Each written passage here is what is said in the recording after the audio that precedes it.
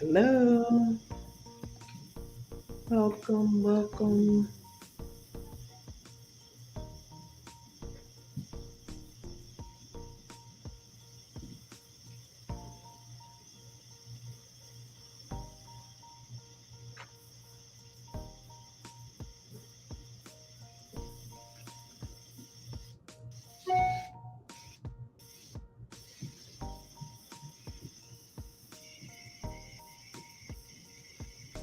Welcome to Money Mastery Kingdom Dominion.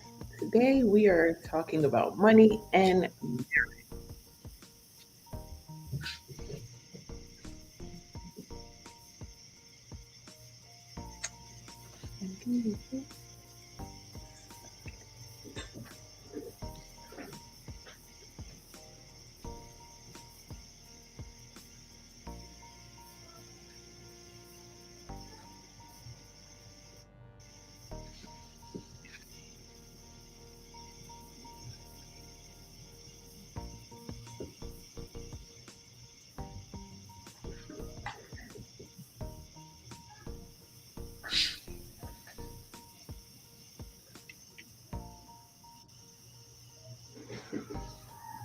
I'm just trying to check and see if I have an echo. Do you hear an echo? Okay, echo's gone. Wonderful. Oh, So, welcome to Money Mastery Kingdom Dominion. I am Raquel Carr, your money magnet. and I am Johnny Carr. I'm married to the money magnet.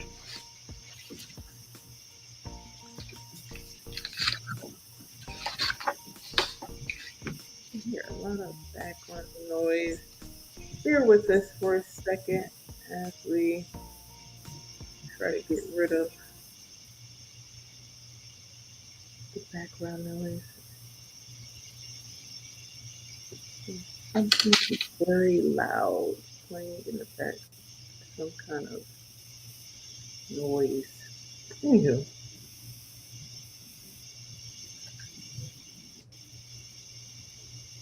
do you hear it? I don't hear anything. Yeah. Okay. Well, welcome everyone from Clubhouse, Facebook, and we just want to spend this time to talk to you about money and marriage. And today our topic is focused on joining blended households or joining two households together. So if you're newly married or thinking about joining households, here we have some tips and tricks to help you with that process. Some things that we learned, and again, you know that uh, I have not shared the questions with my husband, so some of his answers will be kind of, just straight off the cuff. So that's what makes this exciting is that we get to talk about things and how he sees it versus how I saw it, and then we can, in hindsight, say what would we have done better to improve this process. So there's a lot of things that happens when you first get married, and in that process you have to constantly make sure that you're communicating, but sometimes that always doesn't work out well. So I'll start off with one of the easiest things to talk about: name change. So do you change your name? Do you hyphenate your name? Do you just take on a new name? So just to give you some background, again, my name is Raquel Carr, and my husband and I, we came together and we both had two households. We both had two established careers. And when it came time to having the decision about, whose house are you going to move into? What subscriptions are you going to supply? All those kind of things. I don't think, they were top on the priority to discuss. So as a result, we ended up kind of piecemealing it together. So we're going to kind of talk about that. So the name change thing, and I just want to tell this to anybody that's thinking about getting married, because changing your name when you are already established is a little bit challenging to say the least. And I'm just going to give you some pointers on why it's challenging. One, if you have properties and you have your name and a lot of different things, that poses a challenge. Sometimes you're getting married and just about hyphenating your name just to kind of keep those, your everyone is familiar with you and familiar with your name so that they will know how to reach you, how to contact you. There's all kinds of different reasons, and I'm not here to tell you whether or not you should change your name, whether you should hyphenate your name or any of the things that is based off of your preference. I do want to tell you my philosophy on it. One, changing your name to me was a challenge in and of itself. And again, if you have property, if you have credit cards, if you just have a lot of things in your name, the process is not seamless. And I always say, if men had to change their name, it would be a much easier process. Someone would have came up with something to make it simpler. But because we're the ones that's usually changing our name, it is laborious. So one, when you go and get your marriage license, get a minimum of 10. Just, trust me on that.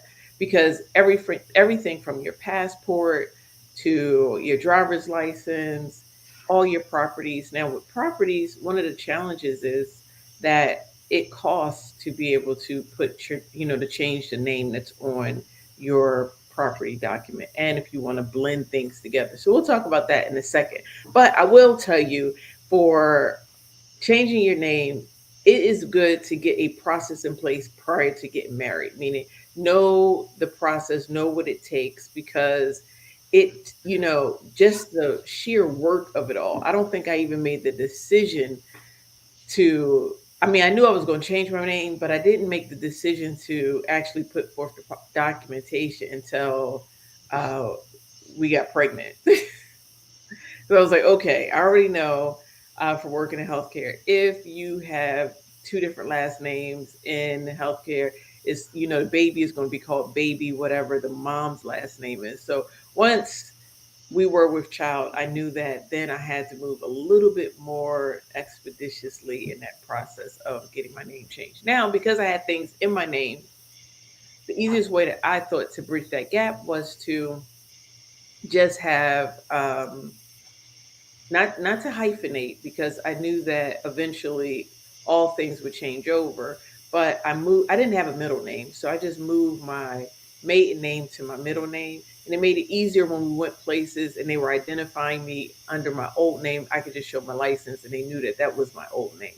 However, in hindsight, if you plan on being married for much longer than you were established, it is easier in the long run if your name is just whatever your name is going to be. I mean, I still probably would do the same thing over again because of the properties and things that I had in my maiden name. However, I can tell you, if you plan on being married 20, 30 years and you've been established for, let's say, 10, it's easier just to make your name whatever your name was. The other thing was, I didn't want every time I had to, my degrees, all of that was in my maiden name. So that was the reason for my decision. So I didn't want to hyphenate for a number of reasons, but I don't like writing a long signature. So if I had to write both of our names together, that was going to be a challenge as well. I don't know if you had an opinion, honey, on how you felt about whether or not I took your name or not. What's your thoughts on that?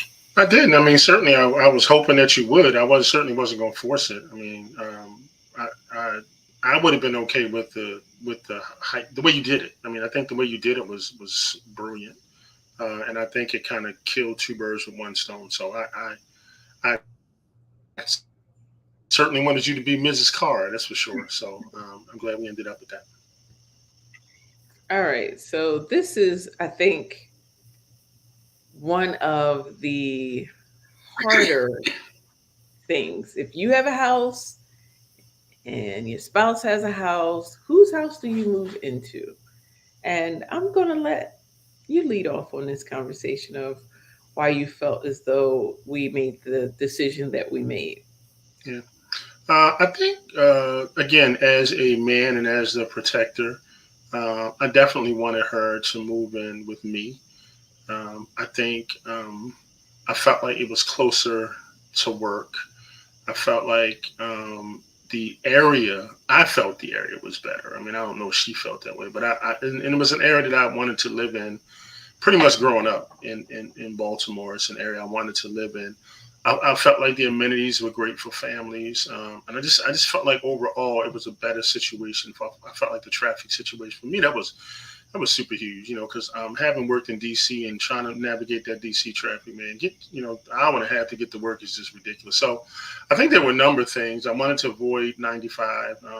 Those were the big things, but I also wanted to make it as easy as I could for her. But I want to take care of her, so I felt like I wanted you to move in with me. So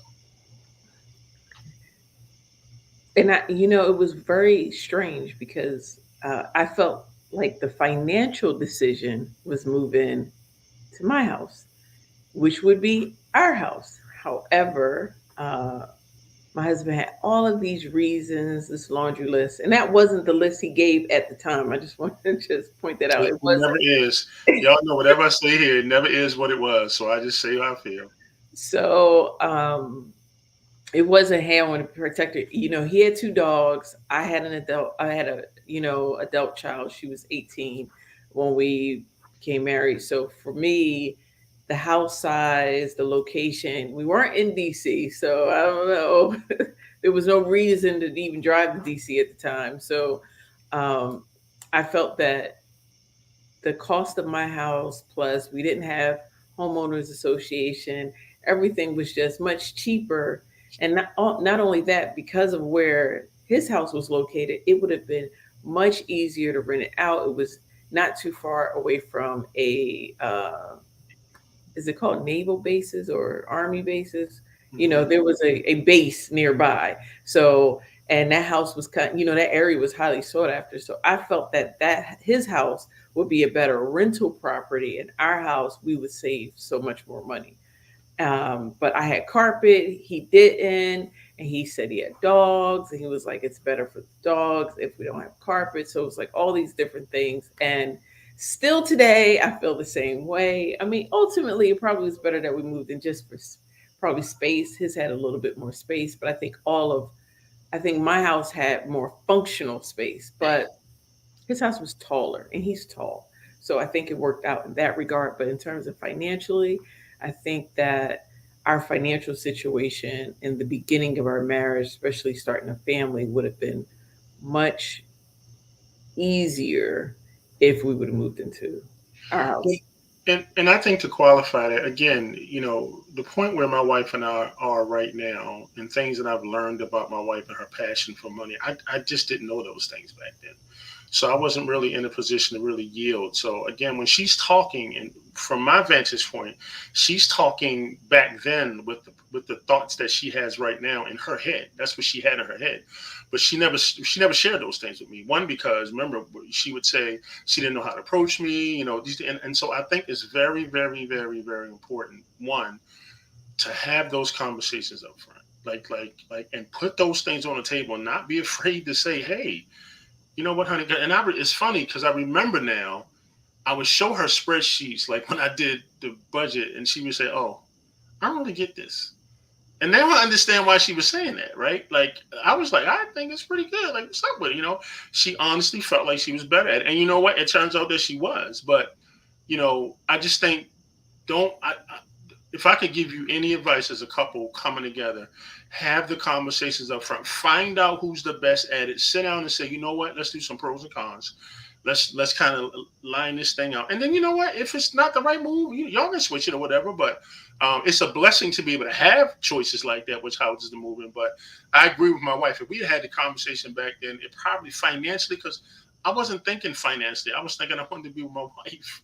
I wasn't thinking financially. I'm not the rational one. She is. And I think it's very important to have those conversations. You can save yourself a lot of money, a lot of time, a lot of headaches. Yeah, I agree. And then I think sometimes even if you have the conversation, as we did, you have to be in a place to receive. And I think if you're newlyweds, or you haven't, like some people, when you get together, you've been together maybe 5 or plus years. So we were pretty much, like I said, 2 years in by the time we got married. We were a year after meeting or a year after dating where we got engaged. So that second year was just really planning the wedding. And it was a lot of finances around that. By the time, it came to moving, that was not the priority. I mean, it was a priority, we had made the decision it was going to be his house. However, um, having we have financial conversations.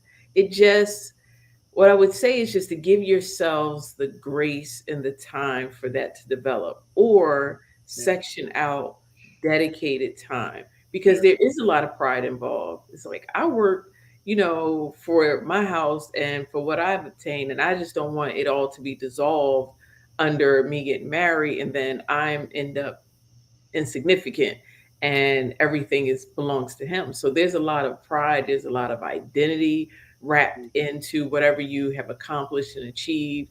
Yeah. And I think I had that thought, like I don't want him to think I'm coming with nothing. I don't have anything to offer and everything is his. And what is that going to look like in this new environment? And some people, you might have gone through this where you've lived together before, but we didn't. So this was going to be new, and I didn't want to get washed out and that I didn't have anything to show for my life. Even though you're coming together in a unity, I'm just telling you how I thought back then. Back then, it was like, okay, I move into his house and his everything, and then he has real control over me.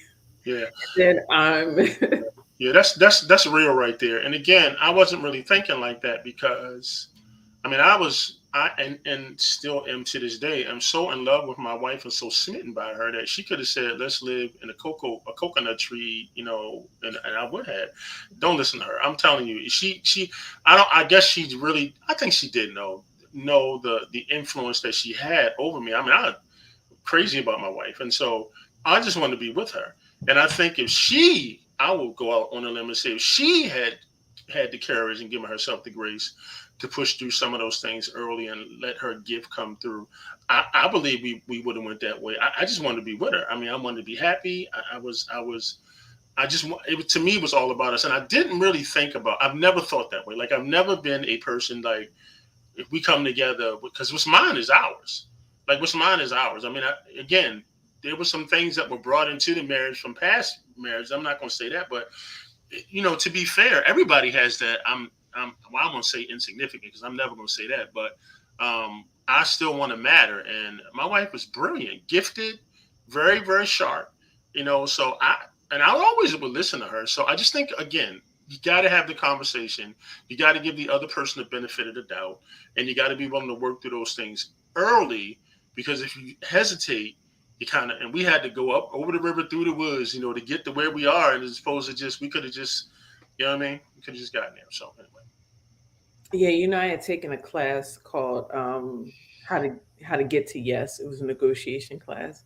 I and I had already I needed that in the beginning of the marriage because honestly, we would have been in such a different financial state had if I would have pushed harder, if I would have said, financially, this makes the most sound financial decision because ultimately one day we'll move into a house that we purchase together. But right now, this is going to help us meet all of our goals. And I don't think I had the strength or, I wanted to make sure he was happy. I wanted to submit and yield. And I was, wrestling and tussling with what submit really means. And if he says that that's what it's going to be, if you give your opinion and he still goes that way, you just still go for it. So it was a lot of evolving that had to take place over time. But in the beginning, it's just crucial that if one of you or both of you, or however your marriage is, has good financial sound mind to have those critical financial decisions. And if you're a person that's a spender or you're a person that just kind of wants what you want, think about the long term. Think about your future. Think about time you want to retire. Don't just think about today because if you make good decisions up front when life start lifing, you'll be in a better financial position as opposed to getting run over by life and then having to start from scratch and pick yourself back up. Please comment in the section. Let us know how you're feeling today and if any of these things are resonate anything and any of these things are resonating with you. So Elder Jerome Harris says, I talk about everything up front, and after I popped the question, my wife had the place and I had everything else. So for us, everything came together just right. And that's perfect. A lot of times you're in different places, and if one person has a house, it's easy to know who's going to move in. Yeah. But if when you're coming in, you have two different houses in two different locations, and then you're deciding on who's going to move. Because it's not just we were luckily in the same state, but sometimes you're in different states, That's right. and then it becomes who's moving to which state Yeah. in order to make this work. And Yeah. weighing out the financial, weighing out the family dynamics, all has to be important, and somebody is going to have to yield. Yeah. And go ahead. I don't want to belabor the point, honey. Thank you, but and what's up, Elder Harris? What's up? That's my dog right there, from Philly. My wife from Philly. I'm not, but I know a lot of people from Philly. Anyway, I would say, and if in our relationship, our union, my wife was the money magnet, if you will. If neither one of you are the money magnet, I would highly encourage you to get someone and find someone who knows something, a financial plan or somebody to help you with that. Don't try to run this road alone, guys. I'm telling y'all, it is too difficult. And one of the number one reasons, and I can point to this, for marriages having trouble, the money conversations, man. It doesn't have to be that way. So, luckily we had someone that was there, and now we're at the point where listen. I ain't got no problem telling you, no, I need to ask my wife. Now, some people say that because they just want to say no. I say that because it's actually the truth. My wife is a chief financial officer. She is a chief financial officer, and she makes decisions. I've said this before, and I'm going to say it again. It's not that her job is to tell me no. Actually, that's exactly the opposite. She understands this. She'll tell you this. My job is to find a way to get him what he wants, as long as it's reasonable. Okay, as long as it makes sense, it doesn't hurt the family, it can be done. My wife will find a way to do it. I am the CEO, and so she supports me, and she encourages me, supports me to help me to make the decisions that will make this family run. But find someone, if you don't know between the two of you, whoever the money, magnet is, find someone to help you guys. Don't try to go this thing alone. Marriages are too precious, man, to be broken up over money. And that's my feeling. So. And to that point, you can contact me and I can help you out with that. However, um, the biggest reason why I think people don't seek help in their finances, particularly in their finances marriage, is because one, you're not aligned, so it's going to start an argument anyway if you bring someone else into it. And two, you have some shame, some pride, and if you can yield and let all that go and just think of it as if you're going to a personal trainer and you want to get in shape, you really don't have a whole lot of shame when you want to get in shape because you know they have the expertise that's going to get you to the size that you want. Or when you go to a nutritionist, think of it the same way when you go to a financial coach, a financial advisor, or someone that's going to help you get to where you need to go. If you're doing great now, but you want to do even better, get the expertise so that you can get to that next level.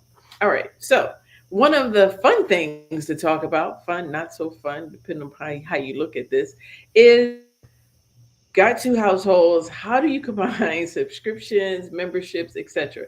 Listen, when I say, okay, I had Sprint, he had Verizon. I had Comcast, he had Verizon.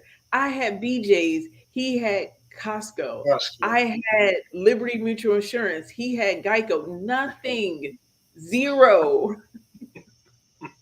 We had nothing alike in terms of these things. And it's like, okay, you want me to move into your house? I have to abandon everything I have. Now, he wanted me to change all my subscriptions over to him. He's like, Costco is better. Verizon's better than Sprint. I'm like, Sprint has done me amazing all these years. Um, and it was as if I was shrinking and shrinking and shrinking. It was almost as if none of my stuff was coming to his house. He didn't feel like any of those because he already had stuff at his house. So it seems like it felt like in the beginning that my stuff didn't matter, everything I created didn't matter, and the only thing that matters is what he had. And I don't think I felt like I had a voice to really. I was getting very frustrated over time. I think I was selling some things in the house, and then some things I was going to bring with me. And then he was supposed to give the keys to someone to make sure that this part, not, he was like, and it was told me that, oh, you can take everything in there. It's all trash. It's all going away. And I continued to feel as though what I brought to the table didn't matter. I don't know. He didn't feel that way probably, but that's how I felt coming in when I had to yield all. I don't think any of my subscriptions, my memberships, any of that was kept. Everything was he felt wasn't up to par, up to his standards. Well, I'm sorry, honey. I feel like as you look back on former us and look at current us, and you hear some of these conversations even now today. I mean, I was so in love and so wanting us to be together and so wanting us to have the best and give her the best that and hopefully we'll get to this one part I think is very, very important. This conversation I didn't find out about something that happened at our wedding that I did not find out about until many years later, and I think it broke my heart. Not my wife broke my heart. I think the situation broke my heart because to the point she just made, I think I maybe wasn't as considerate. Sometimes, I say all the time in leadership, don't cast a shadow over your people. Let your people be great.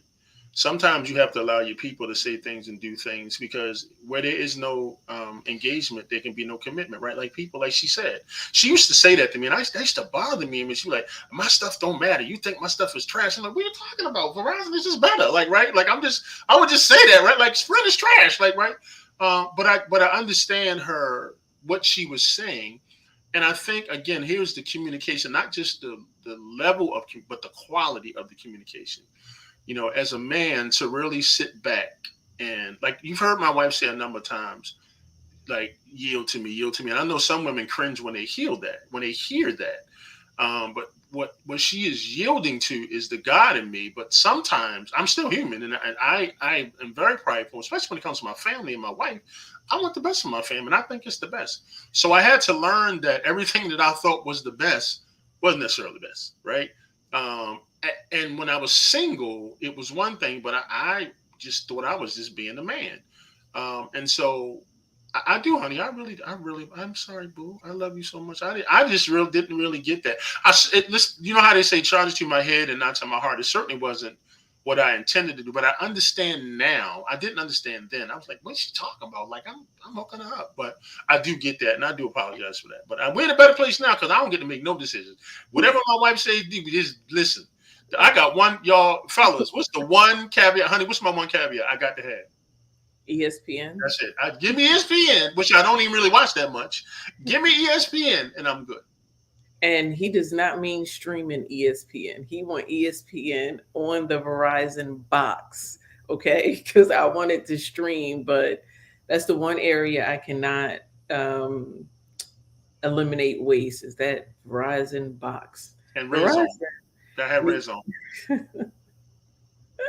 So yeah, I think that when it comes to subscription, I did look because I was going to argue about insurance and things like that. If it really, the Geico, when you think about your insurance is kind of wrapped up into the house, so you're getting a bundle. And if you were unbundling, so I just let go of the whole BJ's. One, I'm not going to be pumping gas no more.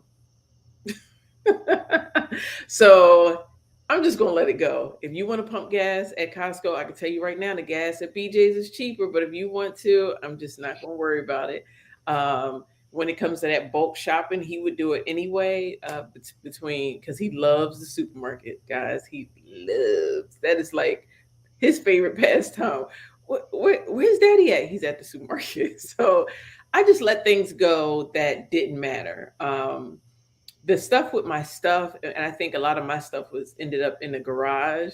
That little bit of a twinge. It took some time to get over it because I felt that everything I had acquired was just put out to, and eventually over time, I had to look at it and just ask God, did you just want me to let it go? And it was a signal of me letting go. You know how the Bible says to cleave, man and woman comes together and cleave. So at that point, I just took it as God wanted such a clean break that I would not want to run back to my former life. And I just wanted, and it allowed me to be able to submit, allowed me to be able to yield. But in that process, learning what that means to me and how to be a good wife. And it was a struggle in the beginning. And I say struggle, meaning he didn't know my gifts, my true gifts. And so he was operating in gifts I had. And when you're in a marriage, the beautiful thing is what one person lacks, usually the other person has. And then you can make each other better because you're stronger together. He was walking around without his rib, right? And once I came, he was supposed to be complete. But what he did was that whole protection and covering. I'm Superman and I'm going to do it all, and because I had already raised a whole adult, and at this point I wasn't interested in being Superwoman. So when he wanted to be Superman and it wasn't really working out, I just let him do it until it bubbled over. And then it was like, okay, we can have that real conversation around whether it's finances and everything else. And then I was able to operate in my gifts. He could operate in his gifts. And then we weren't trying, it was no longer that tug of war. So sometimes you talk about it. And I think, particularly if you're young and you come together and you don't have a whole lot, it might be a little bit easier. I think it's a little harder when you are established and you both have been moving throughout this earth um independently, so I would say all the memberships, all the subscriptions. I don't think I ended up keeping. I did keep. It wasn't immediate, so I didn't get rid of Sprint because my oldest daughter, she was on my program, my plan. So it wasn't until she was settled on her feet that I switched over.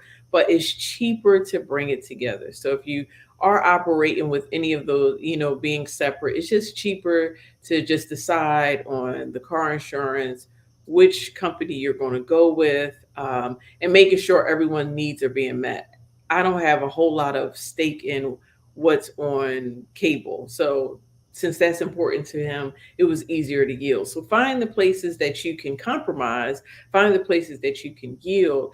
And if you're at a crossroads where one person wants one thing and another person wants another thing, then just keep in mind if you guys don't budge, you're just going to be spending more money. And that kind of takes me to my next point, which is buying and selling. Again, we got two houses. And because we didn't go with my plan, we now have a house that really can't compete in the market in terms of being able to sell it. We weren't going to get any money on it. And so then it's like, do you rent it out? And if you rent it out, you're really not going to get enough to cover the mortgage. So then what do you do in these types of situations? So what thoughts do you have, honey? Again, I'm not the money magnet, so again, I was operating in what I thought was best based on my business knowledge and my business acumen, and it's completely different. It's completely different when it's your family and when there are targeting specific goals that you need to have. That's the other thing about my wife. She's very goal oriented and goal focused and goal centered, and I think for me, again, I just wanted us to come together. I wanted us to sell one of the houses, get the money, and be together. And again, my wife is much more thoughtful and intentional. And what's the end result? How are we going to benefit? How are we going to maximize profits? And that just really wasn't my thing. So I feel like, we just, again, in hindsight, really should have let my wife just kind of run all that. But again, I will also say this. I really wanted her to, I wish she had spoken up more and had more courage to say, hey, big fella, this is what we need to do. Like seriously, like calm down, like trust me on this, right? Like, and show me the plan or whatever. So anyway, and I accept responsibility for that. Hi, Deidre. How are you? Thank you for joining. Yes. Because we didn't, the house definitely. Hi, Miss Diane. How are you? Uh, Yeah, that's Mama Di. yeah, Mama Diane is Yeah, here. Mama Different Di, what's up? programs, platforms. Yeah. So one of the things with the house, because we moved into his place, and it definitely was a better neighborhood, definitely better options in terms of school systems. I would say probably was better there as well. Even though we were in the beginning and we weren't really looking for a school system at the time. However, with the house that we tried, you know, if you have two houses and you're saying like, hey, I'm going to rent one of them out or I'm going to sell them, it's so much easier if you wrap that process up before you get married or Mhm. very shortly after. Yeah. We didn't. We moved in and we didn't really have a plan for that other house. It was kind of okay, we're going to make a plan, and telling you when life start lifing, before you know it, you're paying two mortgages. You're still living separate. So if we would have worked that situation out with that other house early on, like a clear plan before marriage. But again, we're in the thick of planning a wedding. In the same year, my daughter was graduating high school. So it was a lot of planning happening in that year. And what was going to happen with the house in your mind, you're like, oh, this is going to be easy. You rent it out, so forth and so on. That does not become that easy because are you going to have someone managing it? There's so many details that if you can really nail that down before marriage, because once you move in together, now you have that dynamic of trying to get along and noticing just coming together. So when that process is happening, you can't really think about the immediate process. Okay, what's going on in the house? Because you got the money to pay the house because you was paying for two mortgages beforehand. But you will save so much money if you So much, figure that out. so much. If you get that nailed down by the time you move in. And then if you don't, one thing I would say, we rent it out and you can get to a place where you're desperate. And that's the problem when you don't make good financial decisions up front. You get to a place of desperation, and desperation leads to bad decisions. Bad decisions end up costing. So True. we were able to rent it out briefly to someone that didn't have great credit, right? Because we needed a certain amount of money, and that was the only person that was available. And when people don't have great credit, they do with people that don't have. And if you don't have great credit, I don't want to forgive me. However, if you're not able to rent normally, if you make a provision for someone that couldn't get a place somewhere else and you're taking a chance on them, 9 times out of 10, or let's say 7 times out of 10, they probably going to burn you.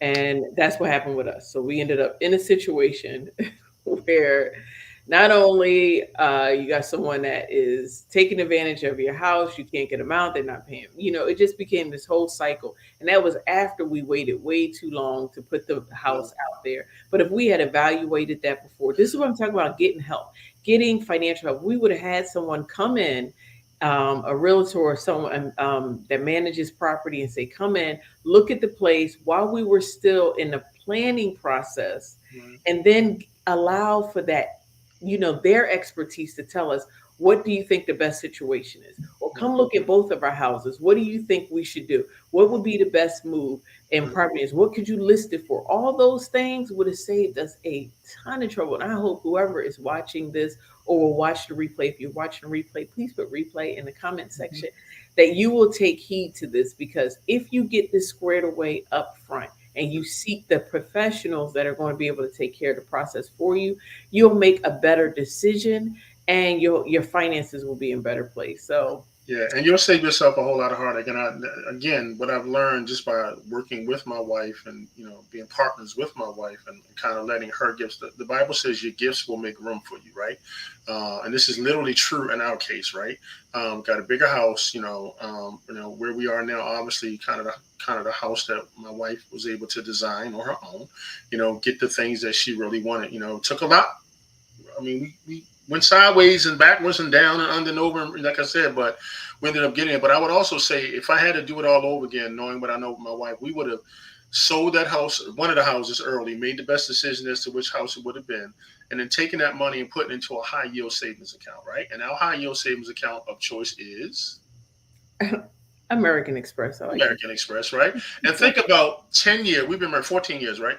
Think about how much money would have been accumulating for 14 years in a high yield savings account just because we made a a good financial decision up front. So just food for Yeah, it ended up being a terrible process. The house got flooded. I mean, we had to end up doing a short sale on this house. It cost us so much right. money making just not making a good financial decision because we didn't bring anyone in. Now, my husband wanted a big house. He wanted a big house. He wanted to have space. He wanted to have an entertainment space. He wanted all these things. And I was thinking, we're not doing none of that. After taking a loss with one house, in my mind, it was, let's pay off this house and travel, right? But that was never a goal that he had in mind. He never said, hey, I want to travel, I want to do this thing. His thing is, I want to be with my family. I want to be close to my mother. I want to make sure that we have an entertainment space, a place for everybody to come. And I'm telling you, I was ignoring that. I was thinking about, we've had enough financial situations. We are going to get this house paid off in 5 years, and we're going to then decide anything else. And then one day I had this epiphany.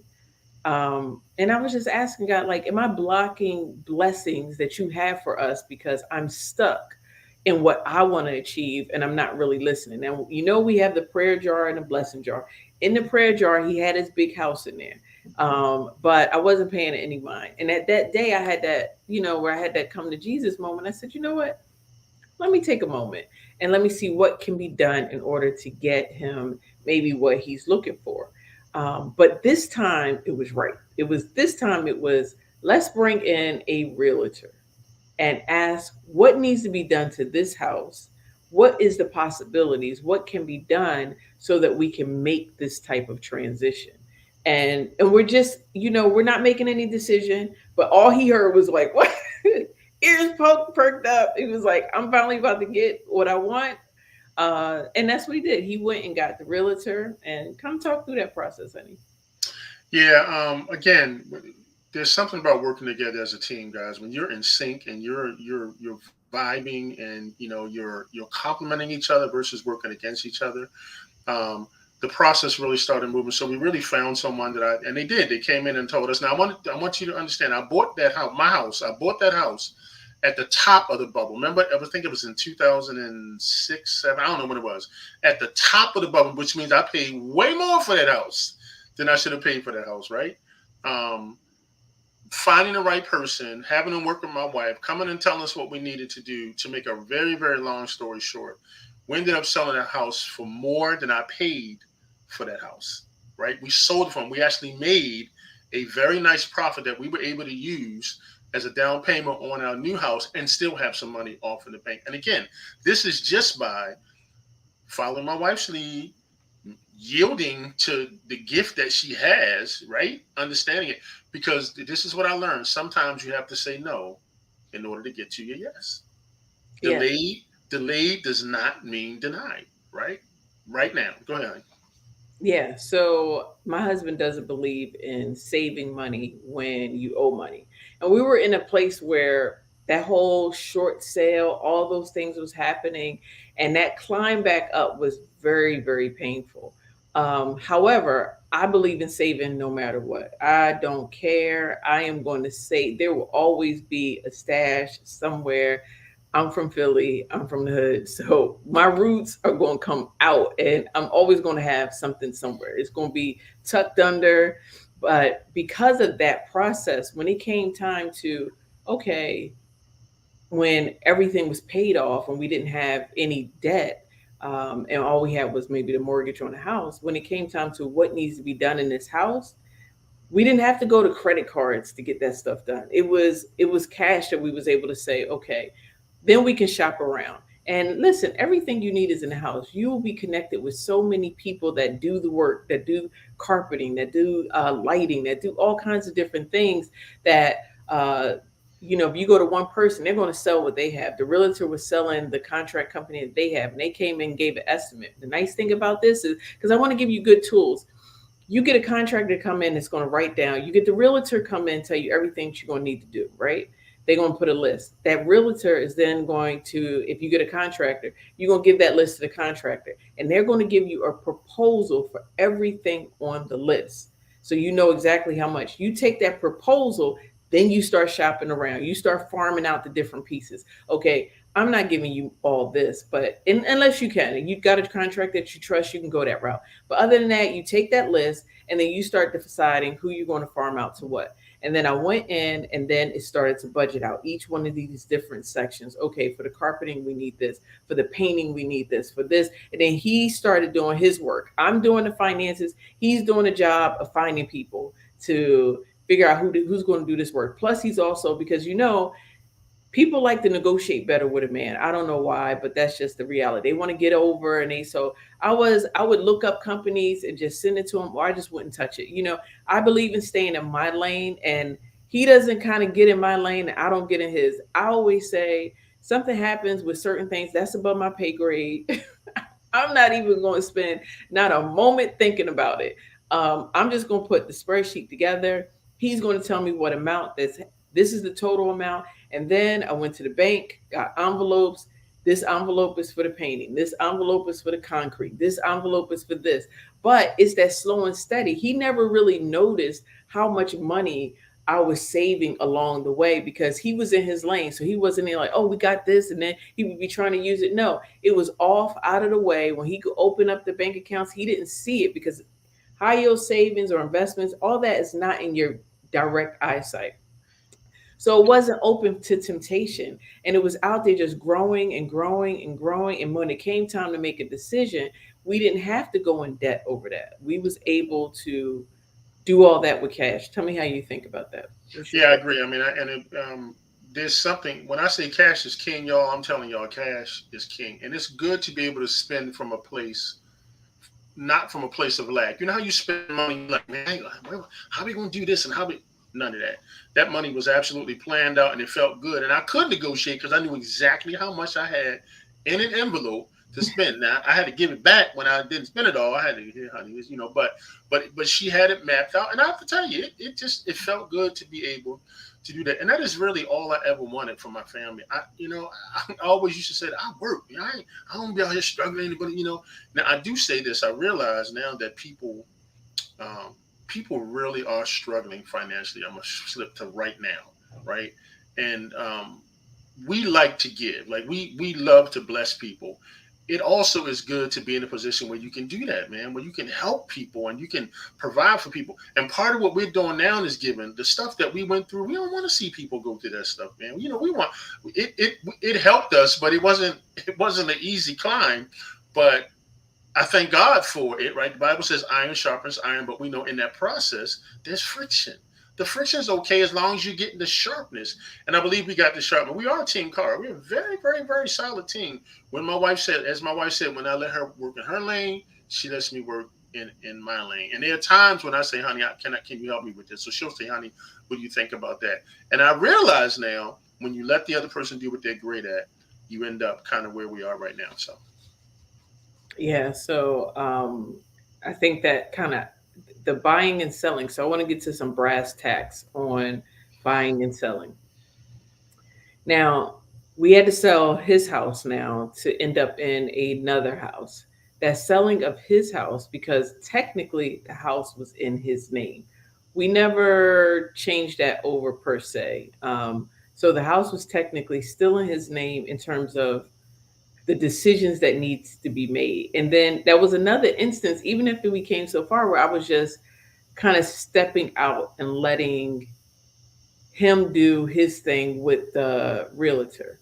I had some opinions about it. And again, I think finally I'm probably at the point where if I have some feelings about it, I'm going to say it. He can take it and decide what he wants to do with it. But still, in that moment, because I felt like it wasn't mine, even though it was mine because we're together and we're married, I still took a back seat to the negotiation process. So I think I felt that some things could have been negotiated a little bit better. Like, what do I say by that? Okay, so there's things that you trust a realtor, and I think whenever you're getting an expert opinion, you have to make sure you know what you know some stuff.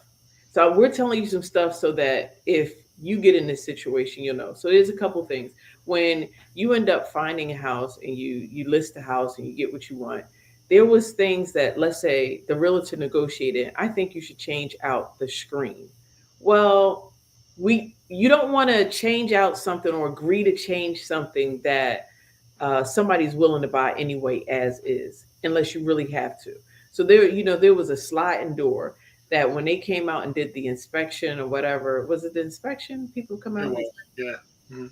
inspector said nothing about it.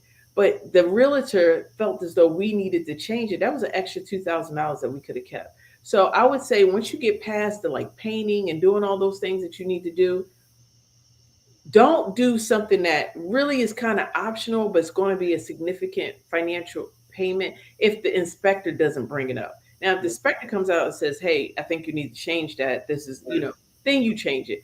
Other than that, right.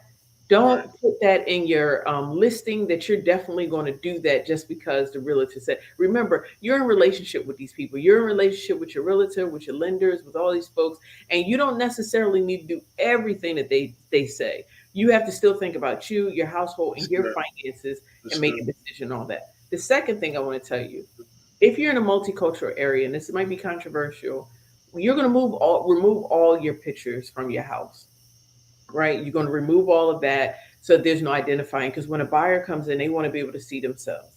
But when a buyer decides they want to make an offer, what happens is then there's an appraisal, because the company, their lender wants to know that the house is really worth what they're about to lend. So remember this: you list your house for a certain amount. The appraisal should appraise at the amount you listed, so that whoever's buying it will end up, the lender will give that money. Now, if you're in a booming market and people are paying cash, this doesn't matter. But if you're in a market where you're going to get a buyer that is using a lender, they're not going to lend above what the house appraised for. This is a key piece that the realtor doesn't always communicate, which means if you say you're listing your house, I'm gonna do like a really low number just for the sake, 50,000. You're listing your house for 50,000. If the appraisal comes back at 45,000, but you've already, the person that's buying the house has already made an offer for 50,000, they then have the right to go down to 45 because they did not appraise for 50. And depending upon how much interest you're getting in your house, if you're not getting a whole lot of people that's bidding on it, then you have to now come down to 45, even though you listed it for 50 and you don't made all these arrangements for the amount that you listed it for. So in appraisal process, one, keep that in mind, because you can either get your own appraisal or whatever works, but keep in mind it can appraise less. I can tell you appraisers are people, and you could do this in a number of this. We can't hide the fact that we're black. Okay, we can't hide the fact that we live in America.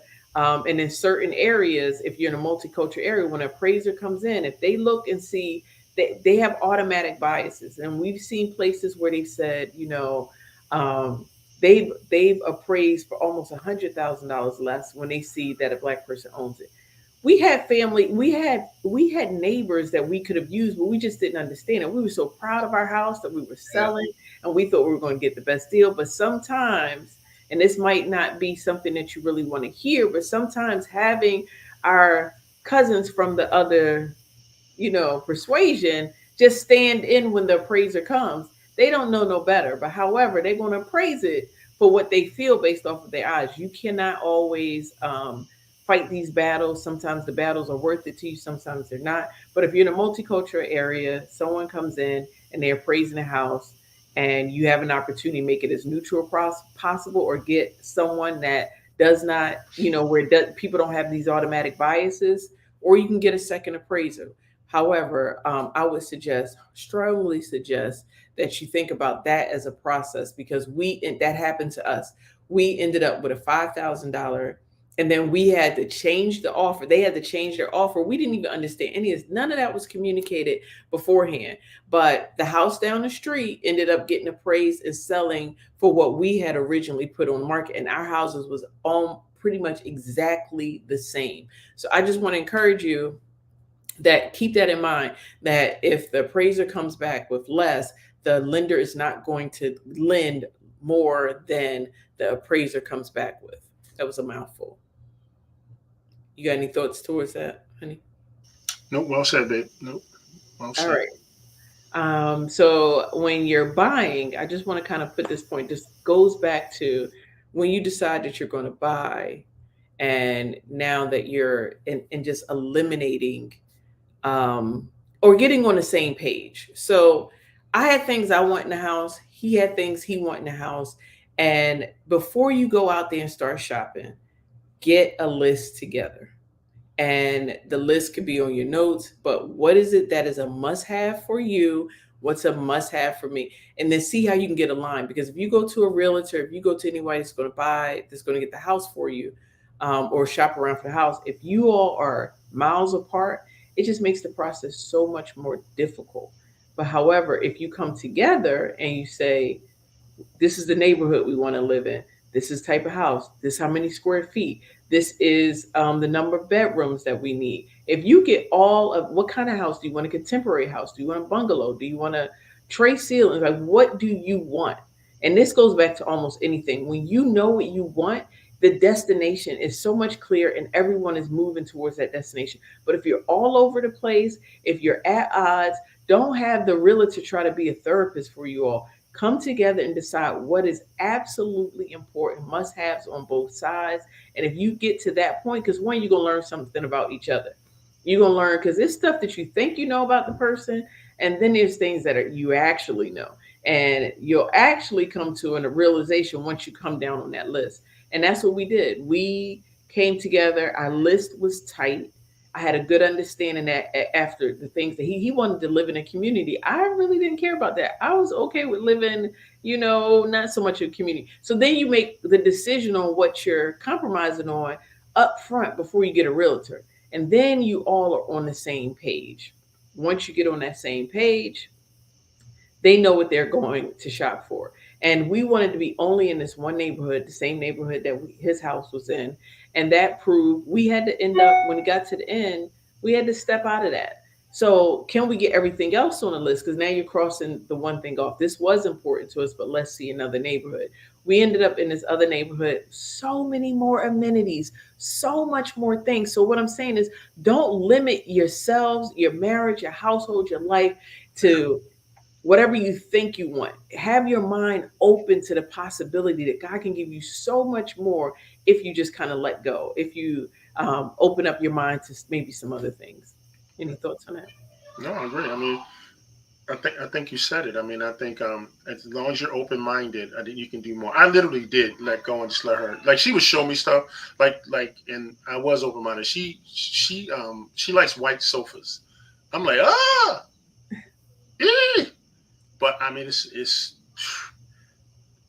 just dope. I mean, I don't know what else to say. So again, giving her a chance to be creative like that. Also, my wife thinks a lot, and so she really enjoyed that process. I didn't want to go through all that. I mean, when I say she had this house mapped out to the T, where every TV was going to go, where the water fountain was going to go, like she had everything mapped out, and she enjoyed doing that, and I enjoy seeing her happy. So it was just great to be able to see her do that. So. But in that, when he says, I wanted this white couch, it just spoke to me. And the name of the couch is called Happy. So, and I wanted to be in a happy place. However, he does not believe in cloth furniture. So, so everything I purchased was leather, was nothing that was cloth, because so you still compromise within, and then made sure it got some insurance on it so that, you know, it is white and we do have kids so and grandkids, so and that might just be the room that's off limits, so getting back to the roots, we had those rooms back in the day where you just didn't go in. Plastic. If you did, it had plastic on it. So sometimes you want to have a place that's just beautiful. Well, I like to have all places beautiful, because if you surround yourself with what you want to see, everything else just starts to flow, so take an inventory of your environment. But we want to thank you all for being with us today. Thank you for your comments. Hopefully that these things were something that you could take with you, and just applying your household or with your friends. If you know anyone that's going through or about to get married, please share. Again, my name is Raquel Carr, and as Johnny Carr, I am your money magnet financial strategist. If you're looking for some financial coaching or some financial support, whether you're a couple or individual, please click the link in my bio, sign up for a discovery session, and we'll get you on your way. There is a budget planner that you could just go on and purchase, and that's $27 right now. But I'm going to be adding so much more, and there'll be so many more things in the future. We just went through a whole month of June with Money Mastery Kingdom Dominion, where I went live every day. So you can go back and check on my various profiles and look at some of those past sessions if there are things that resonate with you. We talked about everything from financial healing to budget, to money and extended family. So definitely go back and check that out on some of the other platforms. Thank you for joining us today. And until next time, we'll talk to you soon.